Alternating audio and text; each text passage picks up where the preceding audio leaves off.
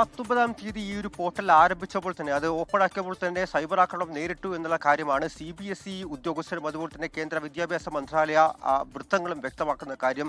അതിനെ തുടർന്ന് 2 വട്ടമാണ് അതിൽ അപ്ലിക്കേഷൻ നൽകാനുള്ള അപേക്ഷകൾ നൽകാനുള്ള സമയം മാറ്റിവെച്ചത്. ആദ്യം മെയ് 28-ന് തുറക്കാമെന്നായിരുന്നു, പിന്നീട് അത് മെയ് 29-ലേക്ക് മാറ്റിവെച്ചു. ഇപ്പോൾ നാളെ ജൂൺ 1 തീയതി +2 വിദ്യാർത്ഥികൾക്ക് അപേക്ഷ റീവാലുവേഷന് വേണ്ടിയിട്ടുള്ള അപേക്ഷകൾ നൽകി തുടങ്ങാമെന്നുള്ള കാര്യമാണ് CBSE വ്യക്തമാക്കുന്നത്. വലിയ തോതിൽ ഈ ഒരു SDFC ബാങ്കിംഗ് ഗേറ്റ്വേയുമായി ബന്ധപ്പെട്ടുള്ള ആ ഒരു പോർട്ടലിലാണ് സൈബർ ആക്രമണം നേരിട്ടത്. അതുകൊണ്ട് തന്നെയാണ് ഇത്തരത്തിൽ പണമടിക്കാൻ ശ്രമിച്ച പല വിദ്യാർത്ഥികൾക്കും 1 രൂപ മുതൽ 68,000 രൂപയും 69,000 രൂപയും വരെ ഫീസ് കാണിച്ചത്. എന്തായാലും വിദ്യാർത്ഥികൾ ആശങ്കപ്പെടേണ്ടതില്ല. കൂടുതൽ പണം ഈടാക്കിയവരിൽ നിന്നും റീഫണ്ട് നൽകുമെന്നുള്ള കാര്യമാണ് CBSE വ്യക്തമാക്കിയിരിക്കുന്നത്. മാത്രമല്ല ഇത്തരത്തിലുള്ള ഈ സൈബർ ആക്രമണങ്ങൾ നാളെ ഉണ്ടാകാതിരിക്കാൻ വേണ്ടി SDFCയുടെ ഗേറ്റ്വേ പേയ്മെന്റ് ഗേറ്റ്വേ എടുത്തു മാറ്റിക്കൊണ്ട് മറ്റ് 4 പൊതുമേഖലാ ബാങ്കുകൾ, പ്രത്യേകിച്ചും PNBയും അതുപോലെ തന്നെ SBIയും ഉൾപ്പെടെ 4 ബാങ്കുകളുടെ പേയ്മെന്റ് ഗേറ്റ്വേ ആണ് ഇപ്പോൾ ഈ ഒരു ആപ്ലിക്കേഷനുമായി ഈ ഒരു സൈറ്റുമായി ബന്ധിപ്പിച്ചിരിക്കുന്നത് എന്നുള്ള കാര്യം കൂടിയാണ് കേന്ദ്ര സർക്കാർ വൃത്തങ്ങൾ വ്യക്തമാക്കുന്നത്. ഈ പേയ്മെന്റ് ഗേറ്റ്വേയിലേക്ക് മാത്രമായിരുന്നു സൈബർ ആക്രമണം ഉണ്ടായത്. അതിനപ്പുറത്തേക്ക് വിദ്യാർത്ഥികളുടെ വ്യക്തിവിവരങ്ങളോ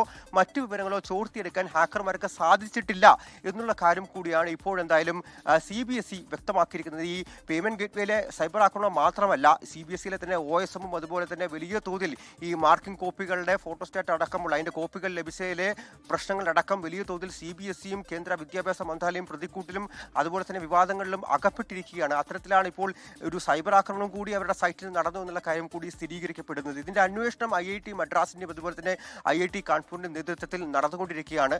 ആ ഒരു സൈബർ ആക്രമണത്തെ ചെറുക്കുക, അത്തരത്തിലുള്ള അവസ്ഥകൾ ഇനി ഉണ്ടാകാതിരിക്കുക എന്നുള്ള കാര്യം മുൻനിർത്തി പ്രഥമ പരിഗണനയെ ചെയ്തിരിക്കുന്ന ആദ്യ കാര്യമാണ് ഈ SDFCയുടെ ഗേറ്റ്വേ എടുത്തു മാറ്റി മറ്റ് ബാങ്കുകളുടെ ഗേറ്റ്വേ വെച്ചിരിക്കുന്നത്. അതിനപ്പുറത്തേക്ക് ഈ ഹാക്കർമാർ ആരാണ് എന്നുള്ള കാര്യം കണ്ടുപിടിക്കേണ്ടതുണ്ട്, അതിന്റെ നടപടികൾ കൈക്കൊള്ളേണ്ടതുണ്ട്. ഒപ്പം തന്നെ വിദ്യാർത്ഥികളുടെ ഭാവി, അവരുടെ സുരക്ഷയെല്ലാം തന്നെ മുൻനിർത്തിക്കൊണ്ടും അതുപോലെ തന്നെ ഇത്തരത്തിലുള്ള ആശങ്കകൾ ഉണ്ടാകാതിരിക്കാൻ വേണ്ടിയിട്ടുള്ള മുൻകരുതൽ നടപടികളും ഇനി CBSE വേഗത്തിൽ കൊണ്ടുവരണം എന്നുള്ള കാര്യം കൂടി നിലനിർത്തിക്കൊണ്ടുള്ള നടപടികളും അടുത്ത ദിവസങ്ങൾ മുന്നോട്ട് പോകുമെന്നുള്ള കാര്യം തന്നെയാണ് നിലവിൽ കേന്ദ്ര സർക്കാർ വൃത്തങ്ങളും ഇപ്പോൾ വ്യക്തമാക്കിയിരിക്കുന്നത്. SK.